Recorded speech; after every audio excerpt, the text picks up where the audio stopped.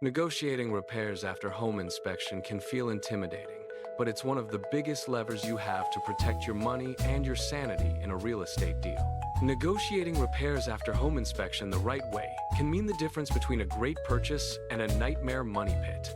When you get a home inspection back, you're usually staring at a long list of issues, big and small.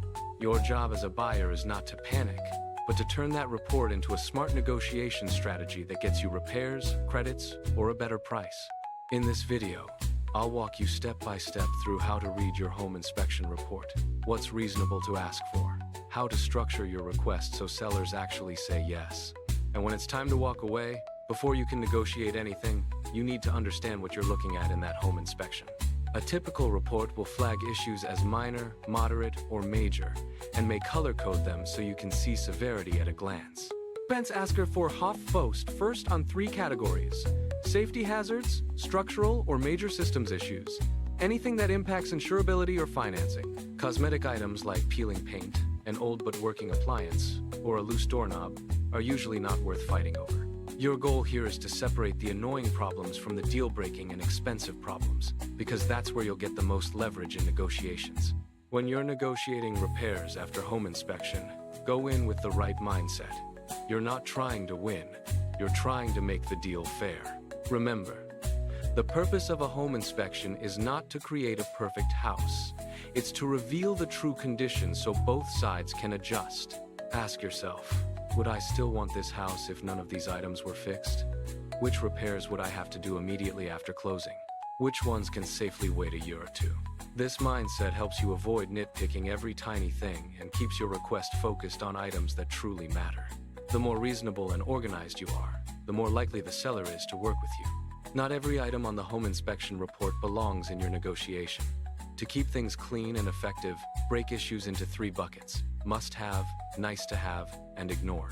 Must-have items are the issues that significantly affect safety, habitability, or your wallet. Think roof leaks or roof near end of life, foundation cracks or structural movement, electrical hazards, exposed wiring, overloaded panels, major plumbing leaks, sewer line issues, low water pressure from serious problems, HVAC system not working, or at end of useful life. Nice-to-have items are things you'd like addressed, but they're not deal killers. Examples: a few broken windows or missing screens, minor wood rot on exterior trim, old water heater that still works but is near end of life. Ignore items are cosmetic or expected for the age of the home. They might include scuffed walls, worn carpet, loose cabinet hardware. When you're negotiating repairs after home inspection, your request should be heavily focused on the must-have items and 1 or 2 of the most impactful nice-to-have issues. This shows the seller that you're serious and fair, not trying to nickel and dime them. Once you've prioritized the issues, you need to decide what you're actually asking for. There are 3 main approaches you can take. One option is to ask the seller to repair items before closing. This is where you give the seller a list of specific repairs, and they complete them by an agreed deadline before you close. Pros: you don't have to manage repairs right away. Certain issues, like safety or lender requirements, are handled up front. Cons: seller may do the cheapest possible fix. Quality control can be questionable. Another option is to ask for a seller credit at closing. Instead of repairs, you negotiate a dollar amount that comes off your closing costs or purchase price. Pros: you control the contractors and quality.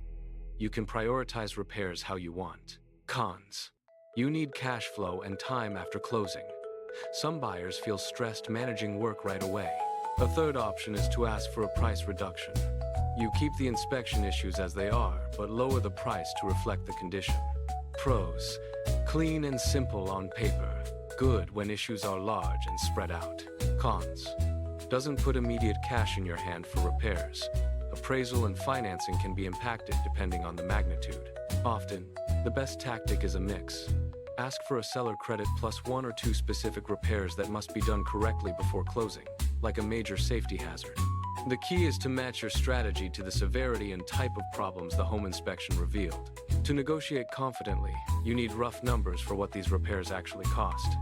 That means going beyond this looks bad and getting basic estimates. Here's how you can do it. Ask your inspector which items are likely to be expensive, and ask for rough ranges. Call or email a couple of local contractors with photos or report excerpts and request ballpark quotes. Use online cost guides to sanity check what you're hearing.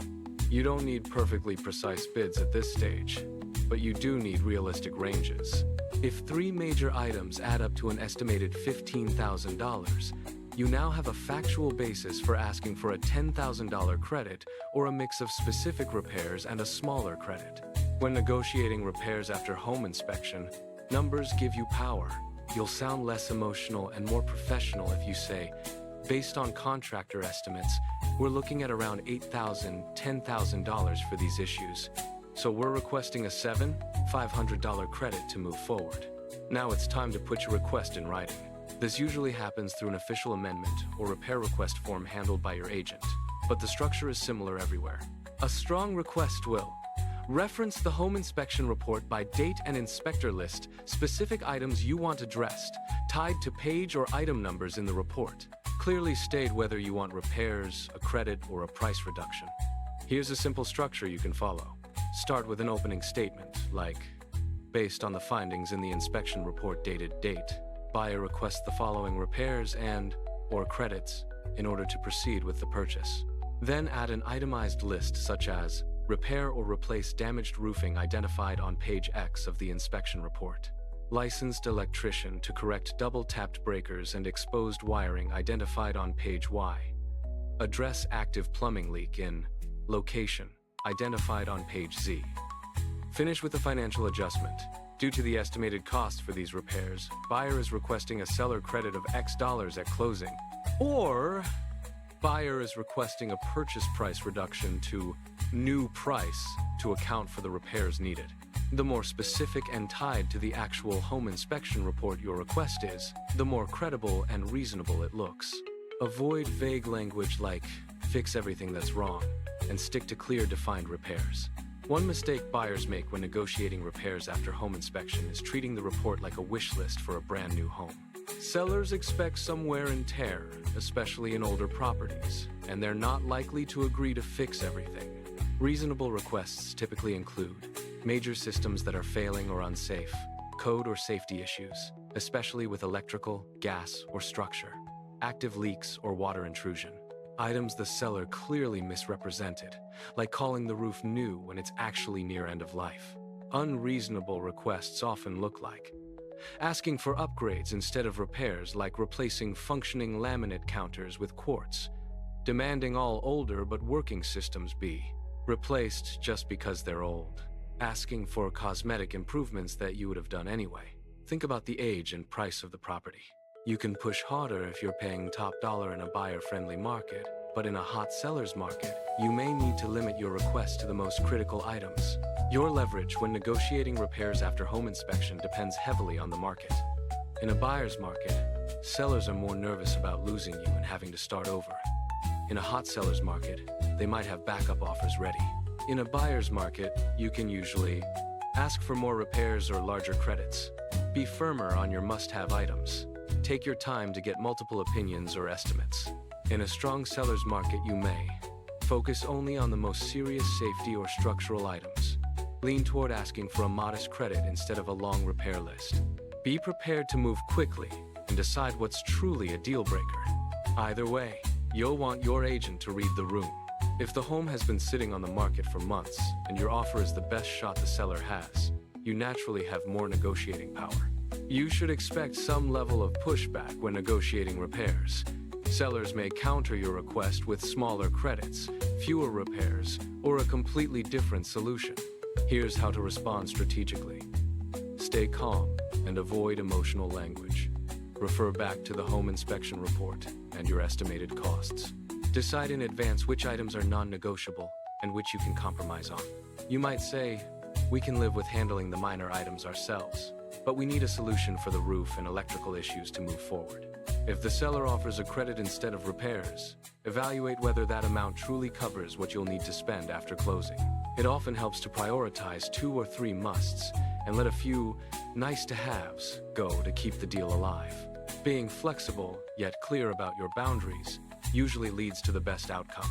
Sometimes, the best negotiation is walking away.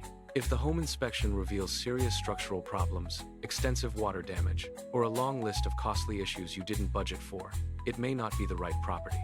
Signs it might be time to terminate. Repairs exceed your comfort zone or budget, even after credit seller refuses to address major safety or structural problems. Multiple contractors confirm that the issues are worse than they look on paper. If your contract has an inspection or due diligence contingency, it's there to protect you. Use it. It's better to lose a few $100s on an inspection than tens of thousands on a bad property. Walking away also sends you a powerful message. You're disciplined.